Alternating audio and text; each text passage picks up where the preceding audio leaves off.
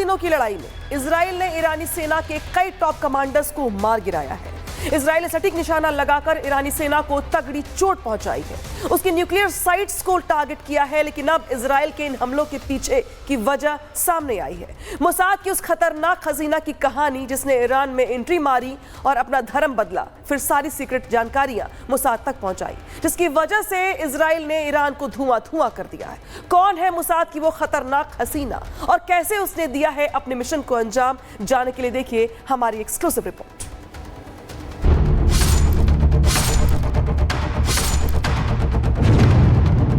Beauty on spy duty, Iran के लिए खतरे की घंटी। मोसाद की हसीना का जाल, तेहरान हो गया बेहाल। लेडी जेम्स बॉन्ड की सेंध मारी, ईरान पर लगातार बमबारी।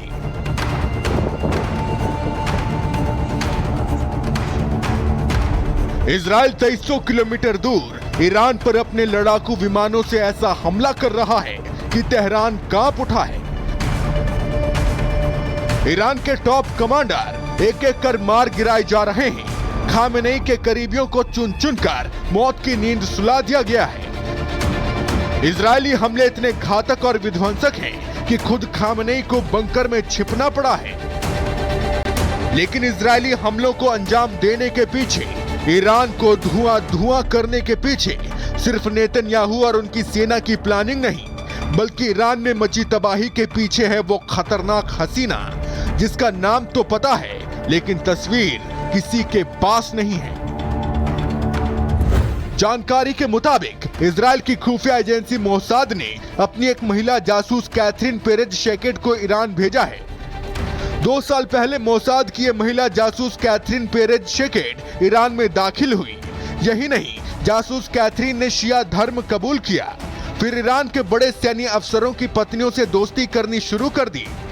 धीरे धीरे वो ईरान के सैन्य अफसरों के बेडरूम तक पहुंच गई और ईरानी अफसरों के मोबाइल से अहम जानकारियां निकालकर मोसाद को भेजने लगी। मोसाद की इस ब्यूटी ने अपनी स्पाई ड्यूटी के दौरान न सिर्फ ईरानी सैन्य ठिकानों की जानकारियां हासिल की, बल्कि ईरानी अधिकारियों के ठिकानों की सटीक जानकारी भी मोसाद तक पहुंचाई। यही वजह रही कि इजराइल की सेना ने ईरानी फौज के टॉप कमांडर्स को चुन चुन कर मारा। ऐसा सटीक हमला किया कि कोई भी बच नहीं सका।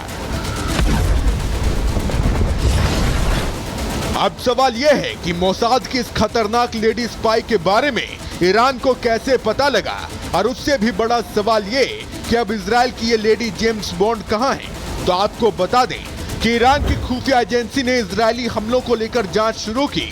जांच के दौरान मोसाद की लेडी एजेंट कैथरीन पेरेज शेकेट के बारे में पता लगा, जिसके बाद ईरानी खुफिया एजेंसी ने कैथरीन पेरेज शेकेट की तस्वीर निकाली। ईरानी सैन्य अधिकारियों के साथ कैथरीन की तस्वीर से उसका पता लगा, जिसके बाद ईरान की खुफिया एजेंसी उसकी सरगर्मी से तलाश कर रही है। लेकिन ईरान से शायद देरी हो चुकी है। ईरान की खुफिया एजेंसी मोसाद की खतरनाक हसीना को शायद कभी नहीं ढूंढ पाएगी, क्योंकि वो अपने मिशन को अंजाम देने के बाद रुकती नहीं, बल्कि हवा के झोंके की तरह गायब हो जाती है। कहा जा रहा है कि अब तक मोसाद की खतरनाक हसीना कैथरीन पेरेज शेकेट ईरान छोड़कर कहीं दूसरी जगह जा चुकी है और उसे इस तरह ट्रेंड किया गया है कि वो अपने एग्जिट प्लान की कोई सबूत पीछे नहीं छोड़ती। Bureau report, Republic Bharat. क्या ईरान के बाद पाकिस्तान का नंबर है? क्या ईरान के बाद इजराइल अब पाकिस्तान के परमाणु ठिकाने तबाह करेगा? ये सवाल इसलिए उठ रहा है क्योंकि पाकिस्तानी सांसद डर के साए में जी रहे हैं। पाकिस्तानियों को डर सता रहा है कि ईरान के बाद इजराइल कहीं पाकिस्तान के परमाणु ठिकाने ध्वस्त ना कर दे। आखिर क्यों? ये रिपोर्ट देखिए।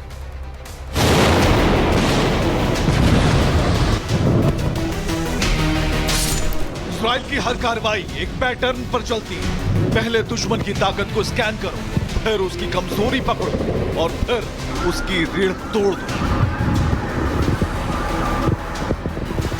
इजराइल की तबाही की फेहरिस्त लंबी होती जा रही है। गाजा में हमास के टनल उड़ाए, लेबनान में हिजबुल्लाह की रडार यूनिट्स को निशाना बनाया, इराक में ईरानी सपोर्टेड मिलिशिया की लॉजिस्टिक लाइनें तबाह की, ईरान में नतांज न्यूक्लियर साइट को सैटेलाइट गाइडेड स्ट्राइक से खत्म कर दिया और अब यही मॉडल ऑफ डिसमेंटलिंग पाकिस्तान को डरा रहा है, क्योंकि पाकिस्तान भी उस लिस्ट में शामिल है जिसके पास न्यूक्लियर बम है और ईरान सपोर्टेड रणनीतिक सोच भी।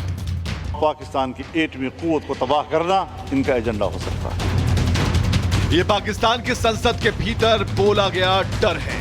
ये आवाज उस देश से है जो अक्सर भारत को परमाणु धमकी देता था, लेकिन अब इजराइल का नाम सुनते ही पाकिस्तान के रहनुमा हिल गए।